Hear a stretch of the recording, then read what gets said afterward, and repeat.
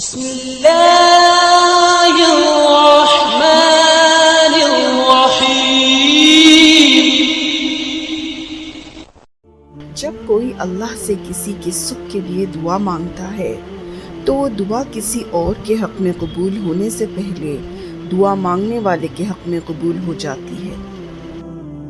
ہو سکتا ہے آپ کو لگتا ہو کہ اللہ نے آپ کو بہت ساری ایسی نعمتیں نہیں دیں جو دوسروں کے پاس ہیں، لیکن اللہ نے آپ کو بہت سی ایسی آزمائشوں سے بھی نہیں گزارا جس سے دوسرے گزر رہے ہیں۔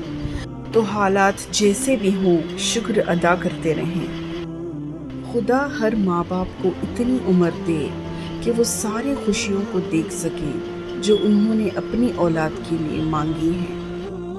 والدین کی دولت سے خریدی گئی خواہشیں ہی خوشی دیتی ہیں، اور اپنی کمائی سے تو انسان ضروریات پورے کرتے ہوئے بھی بار بار سوچتا ہے۔ لوگ کہتے ہیں نیچر اور سگنیچر کبھی نہیں بدلتے، مگر دونوں چیزیں بدل جاتی ہیں، بس ایک چوٹ لگنے کی دیر ہے۔ انگلی پر چوٹ لگ جائے تو سگنیچر بدل جاتا ہے، اور دل پر چوٹ لگ جائے تو نیچر بدل جاتی ہے۔ راستہ ایک ہی تھا، حضرت موسیٰ علیہ السلام گزر گئے اور فرعون ڈوب گیا۔ یقین راستے پر نہیں، اللہ پر کرو۔ اچھا اور سچا تعلق رکھنے کے لیے اداکاری کی نہیں، وفاداری کی ضرورت ہے۔ جو دل دوسروں کی تکلیف دیکھ کر بے قرار ہو جائے تو جان لو کہ اس دل میں اللہ بستا ہے۔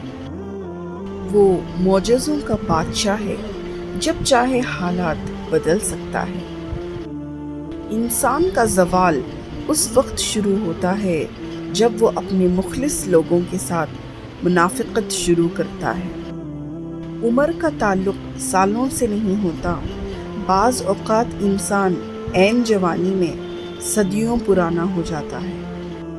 کائنات کا پہلا گناہ نہ شرک تھا نہ کفر، پہلا گناہ تھا میں اس سے بہتر ہوں۔ آزمائش تو ہمیشہ من پسند چیز سے ہی شروع ہوتی ہے۔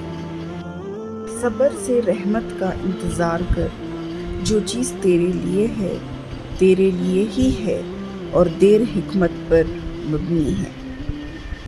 جو شخص جتنا مطمئن رہتا ہے وہ شخص اتنا ہی زیادہ دولت مند ہوتا ہے، کیونکہ اطمینان فطرت کی سب سے بڑی دولت ہے۔ اگر تم اپنے رب پر بہت بھروسہ رکھتے ہو تو یہ بھی جان لو کہ تمہارا رب اس بھروسے کو کبھی ٹوٹنے نہیں دے گا۔